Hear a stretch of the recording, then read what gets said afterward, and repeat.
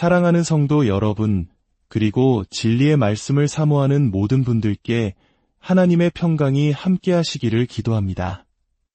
오늘 우리가 함께 나눌 이야기는 잠시 잊고 있었을지 모를, 그러나 우리 신앙의 가장 깊은 뿌리와 맞닿아 있는 중대한 질문에서 시작합니다. 왜 오늘날 우리의 믿음은 이토록 흔들리고 세상의 목소리 앞에 연약하게 느껴지는 것일까요? 왜 다음 세대는 교회를 떠나가고 기독교적 가치관은 낡은 유물처럼 여겨지는 시대가 되었을까요?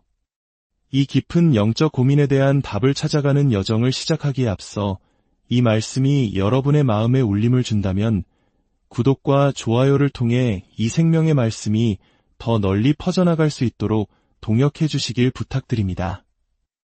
살아있는 하나님의 말씀이 필요한 모든 영혼에게 흘러가도록 이 귀한 사역에 동참해 주시는 모든 분들의 삶과 가정 위에 주님의 풍성한 은혜와 축복이 넘치기를 간절히 소망합니다. 오늘 우리의 이야기는 지금으로부터 약 500여 년 전으로 거슬러 올라갑니다.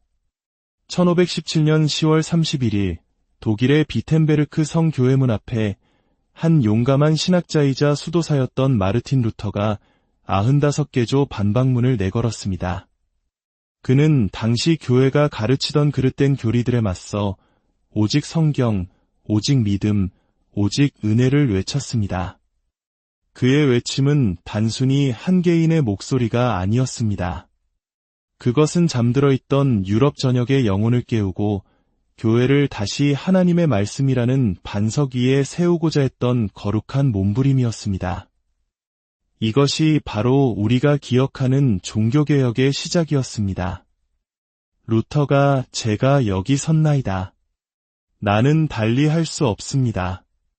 하나님, 저를 도우소서 라고 외쳤을 때 그의 발미대는 흔들리지 않는 단 하나의 토대가 있었습니다. 바로 하나님의 말씀이었습니다.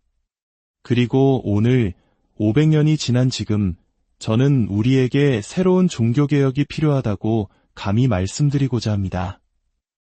이 시대의 교회와 성도들을 다시 한번 하나님의 절대적인 말씀의 권위 앞으로 불러 모으는 영적 각성이 절실히 필요합니다. 특히 모든 것의 시작인 창세기의 진리 위에서 말입니다. 오늘날 많은 교회의 강단에서 하나님의 말씀이 희석되고 있습니다.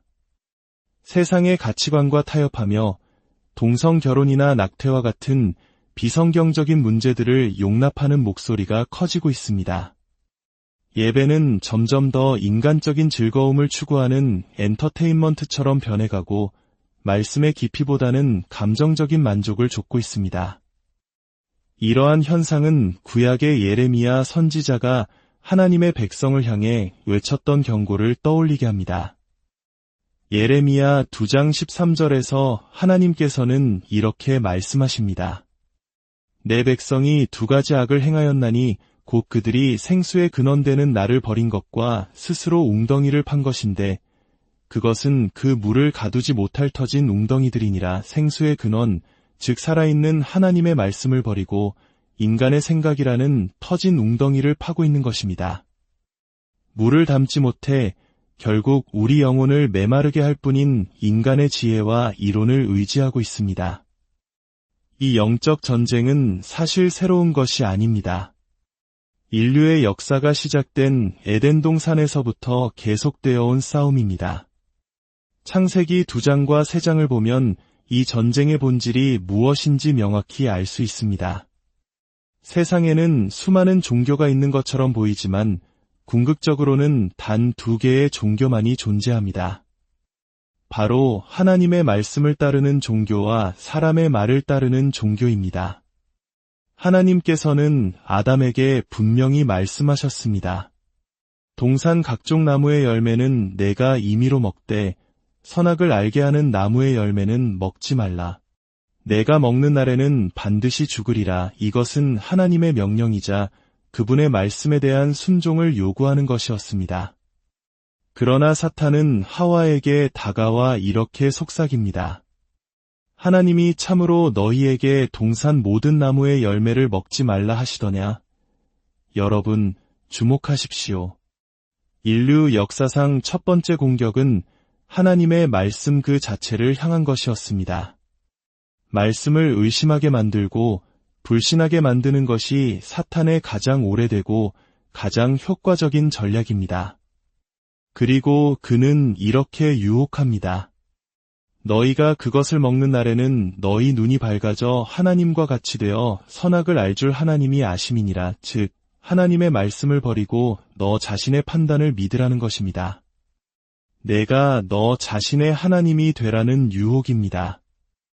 이 싸움은 지난 6,000년간 단 한순간도 멈추지 않았습니다. 그리고 오늘날 우리는 이 영적 전쟁이 우리 사회에 얼마나 깊은 균열을 만들어내고 있는지 목도하고 있습니다. 특별히 기성세대와 젊은 세대, 소위 밀레니얼 세대라 불리는 청년들 사이에서 그 간극은 거대한 협곡처럼 벌어지고 있습니다. 과거 서구 사회는 심지어 신앙이 없는 사람들조차도 기독교적 세계관의 영향을 받았습니다. 결혼은 한 남자와 한 여자의 결합이며 낙태는 생명을 해치는 잘못된 일이라는 생각이 보편적인 상식이었습니다. 이러한 가치관은 모두 성경이라는 토대 위에 세워진 것이었습니다. 하지만 지금의 젊은 세대는 어떻습니까? 교회 안의 청년들조차 기독교적 세계관을 잃어버리고 도덕적 상대주의와 세속주의에 깊이 물들어 있습니다. 무엇이 옳고 그른지는 각자가 판단할 나름이다. 라는 생각이 당연하게 받아들여지고 있습니다. 하나님께서는 이미 고린도후서 11장 3절에서 사도 바울을 통해 우리에게 경고하셨습니다. 나는 뱀이 그 관계로 하와를 미혹한 것 같이 너희 마음이 그리스도를 향하는 진실함과 깨끗함에서 떠나 부패할까 두려워하노라. 사탄이 하와에게 사용했던 것과 똑같은 방법으로 우리를 공격할 것이라는 경고입니다. 그 방법이 무엇이었습니까? 바로 하나님이 정말 그렇게 말씀하셨느냐? 라고 물으며 하나님의 말씀을 의심하게 만드는 것이었습니다. 사탄의 공격은 시대마다 다른 옷을 입고 나타납니다. 베드로와 바울이 예수님의 부활을 증거할 때 아무도 그들에게 와서 탄소연대 측정법에 따르면 성경의 연대가 틀렸는데 부활을 어떻게 믿을 수 있습니까? 라고 묻지 않았습니다. 탄소연대 측정법은 20세기의 발명품이기 때문입니다. 마르틴 루터가 95개조 반박문을 붙였을 때 아무도 그에게 루터 박사님, 공룡이 노아의 방주에 탔을까요? 공룡은 수억 년 전에 살았다는데요. 라고 묻지 않았습니다. 공룡이라는 단어 자체가 1841년에 만들어졌기 때문입니다. 그렇다면 오늘날 21세기를 살아가는 우리를 향한 사탄의 창세기 3장 공격은 어떤 모습으로 나타나고 있을까요? 전 세계 어느 나라를 가더라도 기독교인이라고 밝히면 거의 예외 없이 듣게 되는 질문들이 있습니다. 지금은 과학 시대인데 어떻게 성경을 믿습니까? 과학이 이미 성경이 틀렸다는 걸 증명했잖아요. 성경은 하나님이 아담과 하와 두 사람을 만드셨다고 하지만 우리는 유인원으로부터 진화했다는 증거가 넘쳐납니다. 우주는 빅뱅으로 시작되었습니다. 아담과 하와만 있었다면 가인은 누구와 결혼했나요? 노아의 방주에 그 많은 동물들을 어떻게 다 태울 수 있었겠어요? 말도 안 되는 이야기입니다. 이 자리에 계신 분들 중 이런 질문이나 주장을 들어보신 적이 있다면 손을 들어보시겠습니까? 주위를 둘러보십시오. 거의 모든 분들이 손을 드셨습니다. 이것이 바로 이 시대를 향한 사탄의 가장 강력한 공격, 즉 창세기 3장 공격의 실체입니다. 문제는 수많은 교회의 지도자들과 부모님들이 이 질문에 어떻게 답해야 할지 모른다는 것입니다. 주일학교에서 아이들이 이런 질문을 하면 많은 교사들은 이렇게 대답합니다. 글쎄, 그건 중요한 게 아니란다. 나는 과학자가 아니라서 잘 몰라. 그냥 예수님만 잘 믿으면 된단다. 하지만 우리가 결코 잊지 말아야 할 사실이 있습니다. 우리가 믿는 예수님의 이야기는 바로 이 성경책에서 나옵니다. 만약 이 책의 첫 부분인 창세기가 사실이 아니라면 우리가 어떻게 이 책의 나머지 부분을 진리라고 확신할 수 있겠습니까? 책의 시작부터 유심의 씨앗이 심어졌는데 어떻게 그 열매인 복음을 온전히 믿을 수 있겠습니까? 저는 단언합니다. 이 시대의 창세기 3장 공격의 핵심은 바로 진화론과 수억 년의 지구 역사, 그리고 빅뱅 이론입니다. 이 사상은 우리 문화와 교육, 심지어 교회 안에까지 깊숙이 스며들어 다음 세대가 하나님의 말씀을 의심하고 불신하게 만드는 가장 강력한 도구가 되었습니다. 슬프게도 수많은 신학자들과 목회자들조차 문자적인 창세기를 굳건히 지지하지 않습니다. 수억 년의 지구 역사를 믿어도 괜찮다. 진화론과 기독교 신앙은 양립할 수 있다. 아담이 실존 인물이 아니어도 복음을 믿는 데는 문제가 없다고 말합니다. 지구의 나이가 뭐가 그렇게 중요하냐고 그저 부차적인 문제일 뿐이라고 치부합니다. 아니요, 이것은 결코 부차적인 문제가 아닙니다. 이것은 성경의 권위에 대한 문제입니다. 수억 년의 지구 역사를 믿는다는 것은 사실 하나님께서 암과 같은 끔찍한 질병을 보시고 심히 좋았더라고 말씀하셨다는 것을 인정하는 셈이 됩니다. 왜냐하면 오늘날 발견되는 수억 년 전의 것으로 추정되는 화석들 속에는 암, 관절염과 같은 질병의 흔적과 동물들이 서로 잡아먹은 잔혹한 증거들이 가득하기 때문입니다. 성경은 가시덤불이 인간의 타락 이후 저주로 인해 생겨났다고 말하지만 수억 년 된 지층에서도 가시나무 화석이 발견됩니다. 만약 이 모든 죽음과 고통, 질병과 피 흘림이 인간이 죄를 짓기 이전에 존재했다면, 그리고 하나님께서 아담을 창조하신 후 이 모든 것을 보시고 심히 좋았더라고 말씀하셨다면 어떻게 우리가 사랑의 하나님을 믿을 수 있겠습니까? 이것이 바로 수많은 젊은이들이 이 세상에 이렇게 많은 고통이 있는데 어떻게 사랑의 하나님이 존재할 수 있나요? 라고 질문하며 신앙을 떠나는 근본적인 이유 중 하나입니다. 사탄은 매우 교활한 전략을 사용했습니다. 그는 이렇게 말하는 것과 같습니다. 기독교인들이여, 당신들의 자녀들에게 성경 이야기를 가르쳐도 좋다. 예수님의 십자가와 부활, 동정녀 탄생을 가르쳐도 좋다. 그러나 그 아이들의 교육은 나에게 맡겨라. 내가 그 아이들에게 이 세상이 어떻게 시작되었는지, 인간이 어디에서 왔는지를 가르쳐주겠다. 내가 그들의 머릿속에 이 성경책이 신화와 전설로 가득한 믿을 수 없는 책이라는 생각을 심어주겠다. 그리고 우리가 성경의 기초인 창세기를 포기했을 때 사탄은 승리했습니다. 기초가 무너진 건물에 아무리 화려한 장식을 한들 결국 무너질 수밖에 없는 것처럼 창세기의 역사성을 부인하는 신앙은 결국 모든 것을 잃게 될 것입니다.